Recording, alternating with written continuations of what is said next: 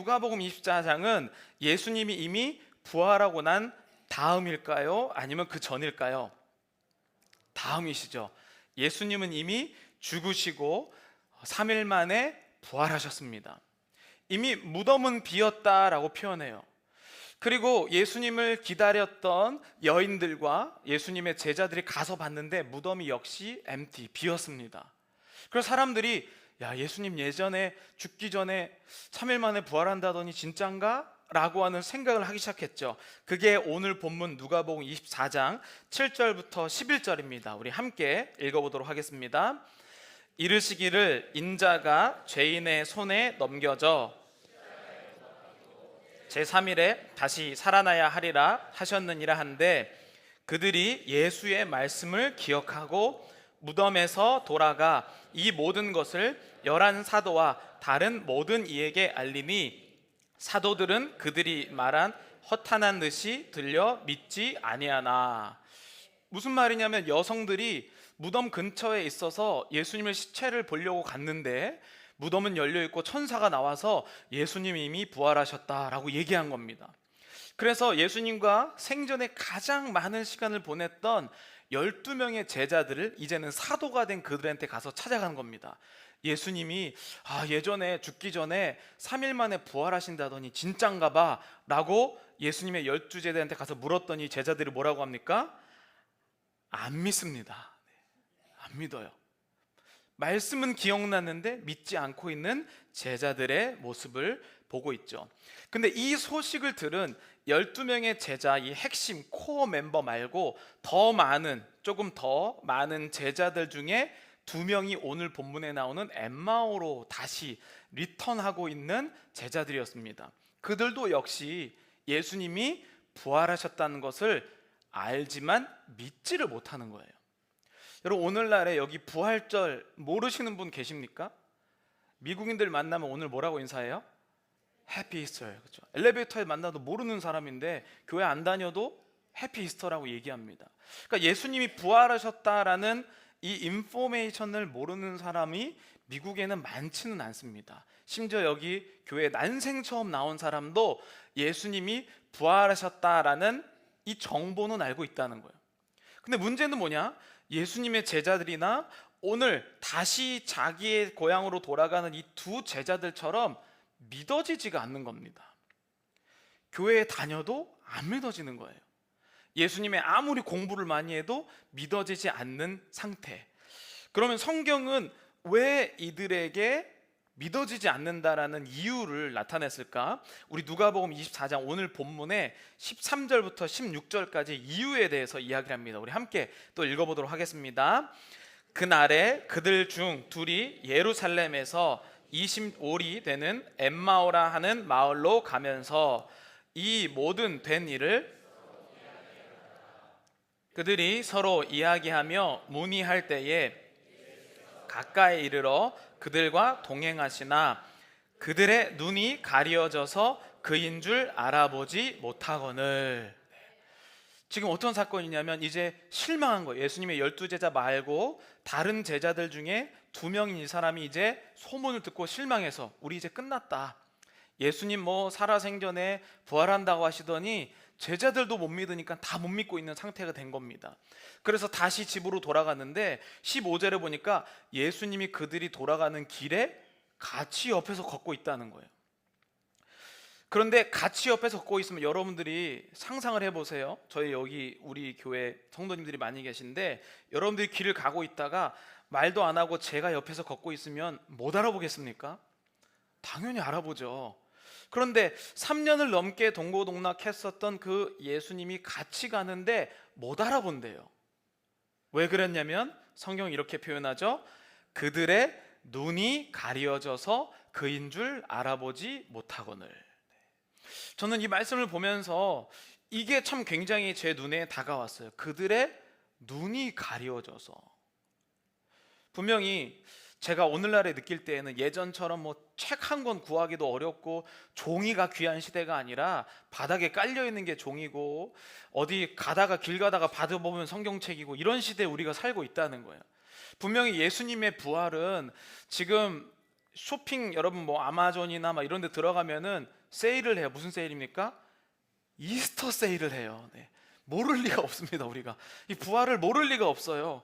그러니까 이스터 세일도 하고 있는 이 시대에 왜 사람들은 예수님의 부활이 실제라고 느끼지 못하는가? 이유는 뭡니까? 눈이 가려져서 뭔가에 지금 블라인드 돼 있다는 거예요. 예배를 드림에도 눈이 가려져 있는 사람이 있을 수가 있다는 거예요. 교회를 다녔음에도 불구하고 예수님을 막 찬양하고 때로는 기도하고 막 간절하게 기도하는 사람이 있어도 눈이 가려진 사람은 예수님의 부활을 도저히 느끼지 못한다는 거예요. 여러분, 심리학에서 굉장히 흥미로운 연구 주제가 있는데 인간은 왜 이렇게 부정적인가에 대한 겁니다. 심리학자 로이 바우마이스터가라는 사람이 있는데요, 이 사람이 사람들은요 공통적으로 최근에 연구에 의하면 긍정적인 정보보다 부정적인 정보, 좀 네거티브한 거를 받아들이면 4배에서 7배 더 민감하게, 센시티브하게 반응한다는 거예요. 그러니까 긍정적인 것은 들었을 때보다 부정적인 어떤 거를 들었을 때 4배에서 7배 더 민감하게 반응한다는 거예요. 그러니까 인간은 자동적으로 네거티브하게 살아갈 수밖에 없다는 거예요.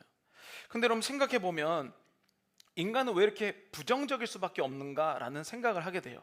그래서 얼마나 부정적이냐면 사람들이 우리는 긍정적으로 삽시다라고 계속 외치고 있잖아요. 옛날에 우스운 막 챌린지 같은 거 있었잖아요.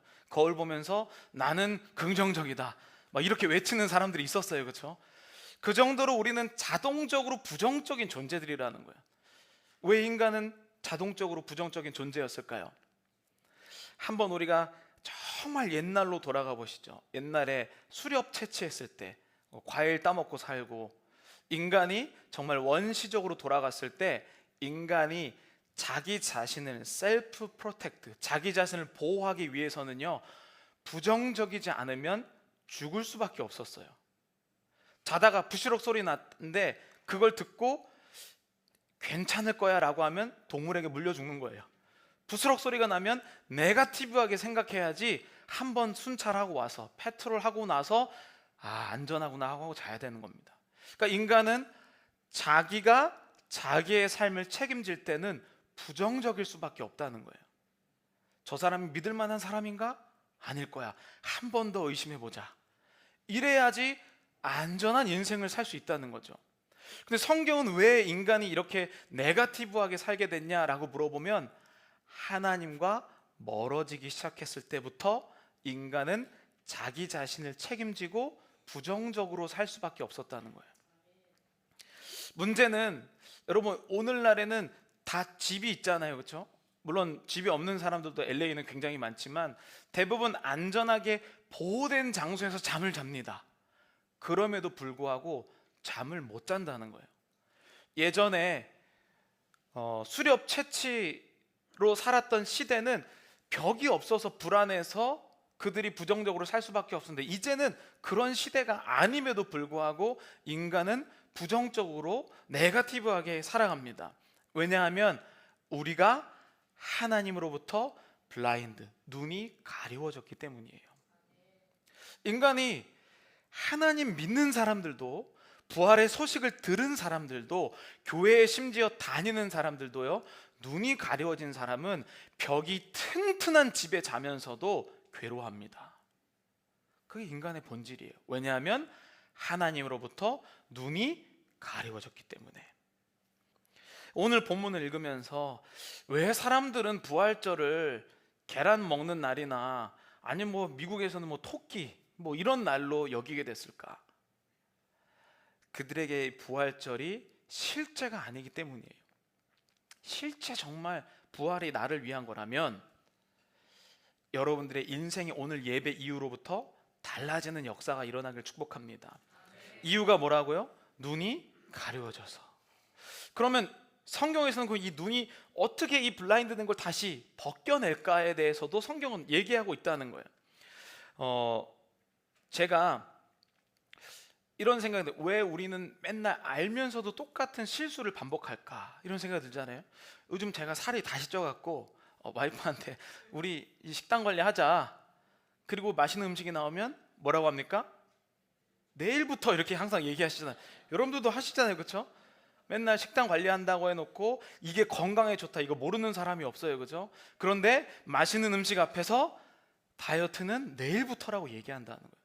부활이 아무리 기쁘고 좋은 소식이고 여러분들 위해서 하나님이 예수 그리스도께서 모든 것을 다 주셨다라고 얘기해도 머리로 알아도 실제로 안 된다는 거예요.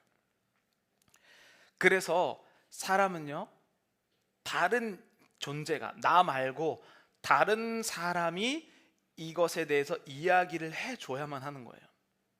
자기 스스로는 알아도 못한다는 거예요. 여러분들이 아무리 독하게 마음 먹어봤자 죽을 위기가 아닌 이상 사람은 안 변합니다. 그래서 간증들, 테스티모니들 보면요, 죽음 위기에 갔다 온 사람의 간증이 많은 이유가 뭐냐면 그 전까지는 사람은 안 변해요. 그래서 사람은 죽음 위기에 처해졌을 때 남의 이야기가 비로소 들리기 시작해요. 그동안에 그렇게 많이 얘기했거든요. 여기에 뭐 부모님 계신 분들도 계시고, 그렇게 부모님의 잔소리가 듣기 싫을 때가 있잖아요, 그렇죠? 그런데 언제 그립습니까? 돌아가시고 나면 그게 그립잖아요. 그러니까 인간은 죽음 앞에서만 변할 수가 있게 돼요. 예수님의 그 죽음을 우리가 실제 나의 죽음으로 맞이했을 때 예수님의 소리가 진짜로 들리기 시작한다는 거예요. 눈이 가려워져서 우리는 못 들어요. 그래서 반드시 누군가 다른 존재가 우리에게 이런 이야기가 있다라고 이야기하는 거. 그래서 성경은 예수님에 관한 이야기를 뭐라고 부릅니까? 굿 뉴스. 내가 스스로 생각해낼 수 있는 게 아니라 다른 사람이 나에게 전해주는 좋은 뉴스, 좋은 소식. 그게 가스펠, 굿 뉴스, 복음. 우리 함께 옆에 분들과 함께 인사하겠습니다. 예수님께서 부활하셨습니다. 네. 한마디 더 보탤게요. 진짜입니다. 네, 진짜. 예수님과 함께 걸어가면서도 알아보지 못하는, 눈이 가려워져 알아보지 못하는 그들에게 예수님이 진짜로 나타나기 시작하는 게, 그게 이제 오늘 본문의 내용이에요. 17절부터 24절까지 이런 얘기를 하고 있습니다. 예수께서 이르시되 너희가 길 가면서 서로 주고받는 이야기가 무엇이냐 하시니 두 사람이 슬픈 빛을 띠고 머물러 서더라. 같이 걷는데 예수님인지 몰라요. 그런데 예수님 물어보는 거예요. 무슨 얘기를 그렇게 하는데 바쁘냐라고 물어보니까 이 사람들이 가다가 갑자기 멈춰선 거예요. 그러면서 갑자기 슬픈 표정을 하면서 18절에 이렇게 얘기하면, 그 한 사람인 글로바라 하는 자가 대답하여 이르되 당신이 예루살렘에 체류하면서도 요즘 거기서 된 일을 혼자만 알지 못하느냐. 지금 예루살렘에서 엠마오로 가는 길이니까 분명히 이 사람도 예루살렘에서 왔을 텐데 지금 예루살렘 모든 사람들이 예수님의 죽음에 대해서 이야기하는데 왜 당신만 모르냐라고 예수님한테 물어봅니다. 그 일의 주인공인 사람한테요. 이르시되 무슨 일이냐? 나사렛 예수의 일이니 그는 하나님과 모든 백성 앞에서 말과 일에 능하신 선지자이거늘 우리 대제사장들과 관리들이 사형 판결에 넘겨주어 십자가에 못 박았느니라. 우리는 이 사람이 이스라엘을 속량할 자라고 바랐노라. 이뿐 아니라 이 일이 일어난 지가 사흘째요. 또한 우리 중에 어떤 여자들이 우리로 놀라게 하였으니 이는 그들이 새벽에 무덤에 갔다가 그의 시체는 보지 못하고 와서 그가 살아나셨다 하는 천사들의 나타남을 보았다 함이라. 또 우리와 함께 한 자 중에 두어 사람이 무덤에 가 과연 여자들이 말한 바와 같음을 보았으나 예수는 보지 못하였느니라 하거늘. 제가 이 말씀을 읽으면서 야, 잘 알고 있네 라는 생각이 들었어요. 알기는 아네 이런 생각이 드는 거예요. 어떻게 이렇게 자세하게 잘 아는데 예수님 옆에 있는데도 모를까라는 생각이 들어요. 여러분, 목회자가 성도님을 볼 때 때론 이런 마음이 들 때가 있어요. 알기는 아는데 왜 저럴까라는 생각이 들 때도 있습니다. 저 자신을 볼 때도 마찬가지죠. 때로는 내가 실수하고 나서 나중에 내 자신을 딱 돌아보면 너 아는데 왜 그러냐? 라는 생각이 드는 거예요. 왜냐? 눈이 가려워져서. 예수님과 함께 걸으면서 예수님에 대해서 아주 자세하게 이야기해주는 그 두 제자들이에요. 저는 여기서 이런 생각이 들었습니다. 부활이 만약에 실제로 믿어지잖아요. 사람은 반드시 변한다는 거예요. 여러분 주변에 예수님 믿는데 안 변한다, 부활을 실제로 자기의 것으로 느껴지게 되면 그 사람이 반드시 변할 줄로 믿습니다. 저는요 확실히 보장해요. 실제로 예수님의 부활을 아는 자, 그게 나의 이야기로 느끼고 실제 예수님이 내 안에 거하시고 스테이하시고 그걸 믿는 사람은 안 변할 수가 없어요. 우리는 지난주에 운전할 때 내 마음에 계시는 예수님에 대해서 또 말씀드렸습니다. 운전할 때 설교가 생각나면 운전을 함부로 할 수가 없어요. 내가 누군가를 미워할 때 성경 말씀이 떠오르면 누군가를 미워하다가도 멈추게 됩니다. 예수님이 내 안에 살아계신데 그렇게 할 수가 없죠. 우리는 초라하고 못난 사람이에요. 예수님 믿는다고 막 거룩한 사람 되지 않습니다. 정말 못난 그대로 가만히 있어요. 근데 내가 본능대로 부정적으로 미워하고 낙담하고 사람들을 저주하다가 말씀이 생각나면 멈추게 되는 게 예수님의 부활을 믿는 자들의 능력입니다. 그러면 안 변할 리가 있겠습니까? 저는 우리 교회 가운데 이러한 실제로 예수님 믿을 때 변화되는 역사가 일어나기를 간절히 축복합니다. 이 말을 다 듣고 예수님이 이런 대답을 하세요. 이르시되 미련하고 선지자들이 말한 모든 것을 마음에 더디 믿는 자들이여, 그리스도가 이런 고난을 받고 자기의 영광에 들어가야 할 것이 아니냐 하시고, 이에 모세와 모든 선지자의 글로 시작하여 모든 성경에 쓴 바 자기에 관한 것을 자세히 설명하시니라. 예수님이 직접 설명하시는 거예요. 그때 너네 구약 모세오경, 창세기, 출애굽기, 레위기, 민수기, 신명기, 시편, 이사야, 이 말씀에 보면 여기서 말한 이 고난받는 종이 바로 내 얘기야 라고 예수님이 성경을 해석해 주기 시작하는 것이죠. 이 사람들이 이 말씀을 들을 때 여러분 이게 바로 예배입니다. 예배. 그래서 예배는 여러분들이 드려주는 게 아니에요. 여기 참석해 주는 게 아니라 하나님이 이 예배에 참석했을 때 이 말씀이 내 얘기네? 라고 들릴 때 바로 예수님이 지금 성경을 풀어주시는 역사가 일어나는 거예요. 그래서 예배를 성공하는 사람은 인생이 변한다라고 하는 내용이 바로 이 내용이에요. 내가 그냥 좋은 말씀 들으러 왔는데 그냥 내가 위로나 받고 그냥 힘드니까 마치 절에 가듯이 마치 다른 데 가듯이 그냥 마음에 피스풀하라고 그냥 마음이 좋으려고 왔는데 자세히 들어보니 저 예수님이 지금 나에게 하는 얘기시네 라고 성경이 깨달아질 때 우리의 삶이 실제로 부활의 영향력 아래에 거하기 시작해요.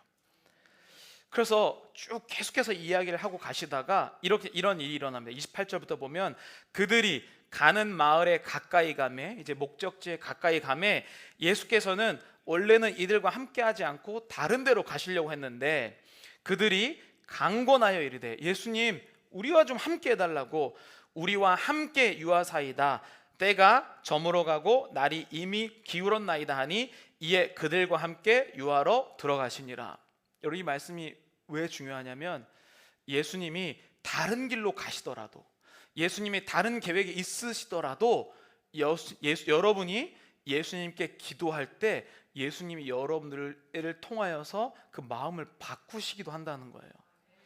기도는 예수님이 다른 길려고 하신 그 계획, 가는 길로 가시려고 하는 그 계획이 있지만 주님 제발 저와 함께 계셔달라고 할 때 예수님이 가던 길을 멈추고 여러분들과 함께 동행하기 시작한다는 거예요.